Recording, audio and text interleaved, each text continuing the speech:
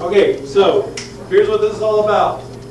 Because the radian measuring system is based on the physical circumference of the circle, you can use that formula, this formula, to easily find the length of an arc of the circle, okay? So it's a very simple formula. The S stands for some reason, arc length. I do not know why.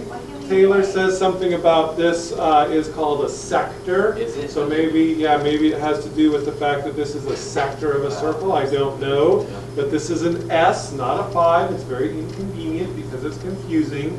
But the measure of this thing right here is going to equal the radius of the circle, whatever that is, times this angle. And the key is that the angle has to be in radians for this to work. Because again, the radian measure is based on the distance around the circle. And so if we want to find a part of that distance, we have to use radians, not degrees, to find it. Okay? Okay, what's your question? Did you guys go over radians yesterday? Yeah, we did. Good thing it's online. You can watch it yourself and figure it out. Okay, so it's a very simple formula because it only involves these three things, and they're going to give you 2 of them.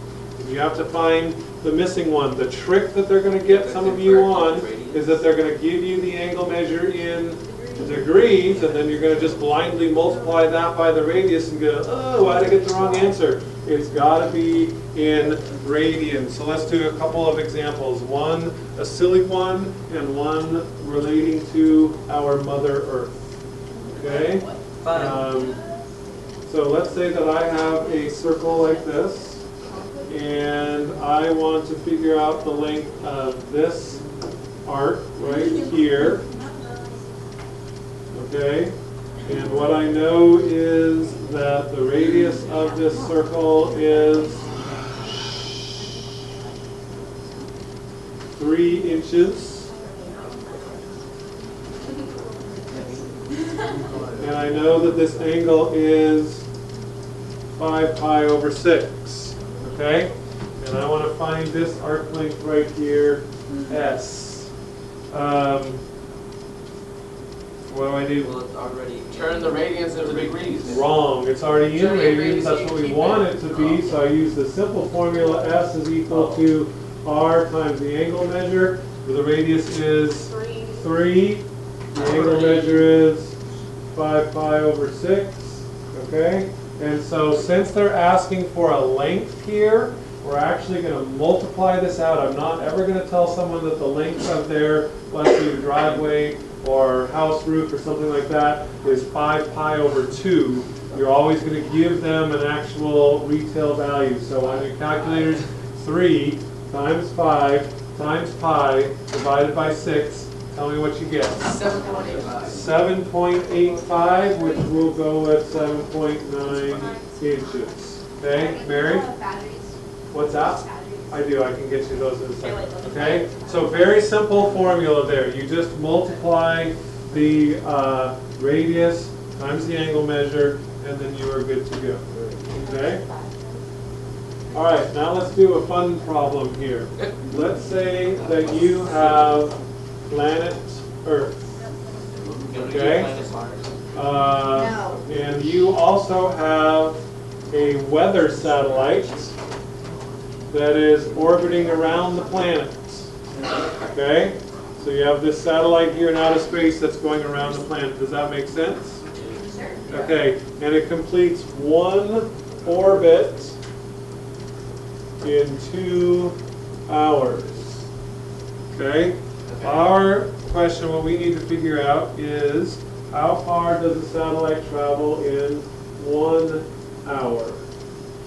halfway. Okay. So it's 180 Right, it'll be degrees, halfway around. which is right? 360. Okay, it's going to be halfway around, but I want the angle measure in radians. So how many radians is halfway around? 180. How many radians is halfway around? 2 pi's all the way around. Pi. Okay, so Yes. halfway around equals pi radians. Okay, so I need the angle. Now I have the angle. I also need to know the radius of that circle, okay? And I need Courtney to put her phone away as well. So in order to know that, I need to know two things. One is the radius of the Earth, which I will tell you, because I have measured it, I've gone to the center and come back, is 6,400 kilometers. Did you know that the Earth is not round? Yes. Did you know that? Yes. Did you know that? Yes, I did. Yeah, there's a bulge in the middle. Do you know why? Right, because it's spinning around the equator, right, is in the middle, and so that stuff is kind of being thrown out more than the stuff at the top, okay? I suppose if we kept going for long enough, it could elongate more and more and more. Hold on just a second, because I have to sidetrack on these cool things about the Earth. Okay? What that means is, since it's not a circle, but it's kind of fat in the middle, what's the tallest mountain in the world? Mount Everest, okay, which is in Asia somewhere on the top. But guess what? There's a mountain in Ecuador whose name is Chimborazo. And that mountain is actually, the top of that mountain is actually farther from the center of the Earth than the top of Mount Everest because of that bulge. But that's not how we measure it. We measure it by its height above sea level, right? So since the sea is bulging too, it gets ripped off, and so it doesn't get counted as the highest mountain in the world. But it's actually the farthest mountain from the middle of the Earth. Do you know how I know that? You've been there. Because I have a jacket that went to the top of that mountain. That's right. I didn't go, but a couple people in my group did, and they had to borrow my coat, and they climbed to the top. Why didn't you go? Okay, I just wasn't going to make it. I went to the beach instead. The other cool thing about that is that that means that our Earth spins more slowly during our summer months than our winter months. Do you know why? No. Because this place on top of on the north top of the Earth is made out of what? Ice. Okay? And in our summer, what happens to that ice? It melts and they break off, and these icebergs float farther to the south, okay? And then it's like the ice skater. Oh yeah, it's recording. Then it's like the ice skater. When you have your arms out like this, you go more slowly when they put them in. You ever seen that? It's super cool. Like they're spinning sort of slowly, and then they go like that. It's like, same thing, okay? So it's like the ice skater. It's got more mass in the middle, so it slows down a little bit during our summer, okay? Sorry all of you out in TV lands, just a little aside there, okay? Anyway, so the radius of the Earth is 6,400 kilometers, but we need more information than that, right? No, it's not. Yes, because the satellite is not dragging across the surface of the Earth, right?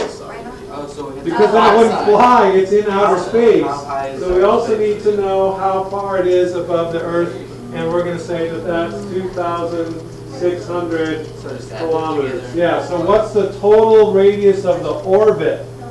9,000 kilometers. If I add the 6,400 and the 2,600 together, I get what? 9,000 total. So the radius that we're worried about is 9,000 kilometers. So how far will it go in 1 hour? What is the length of that arc? Well, let's You take the radius, which is 9,000, multiply it by the angle measured in radians, which Taylor said was pi, because we want to know halfway around. So that's pi. So it's going to be 9,000 pi kilometers, which is about 28,274 kilometers. 0.3.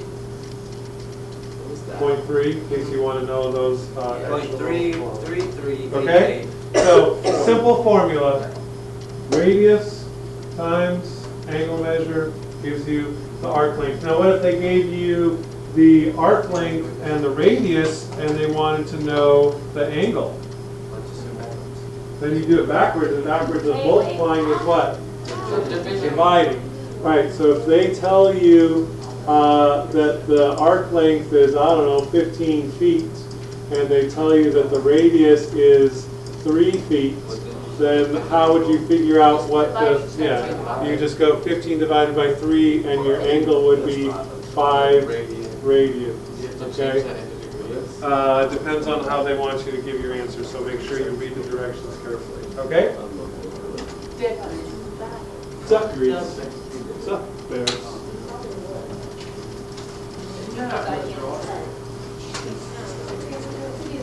This is gonna be so much fun. Oh my god, Always you're a liar. fun. Alex doesn't show. I'm sure you're wrong. Can I use the restroom, Mr. Aldridge? Uh-huh. I don't know, man.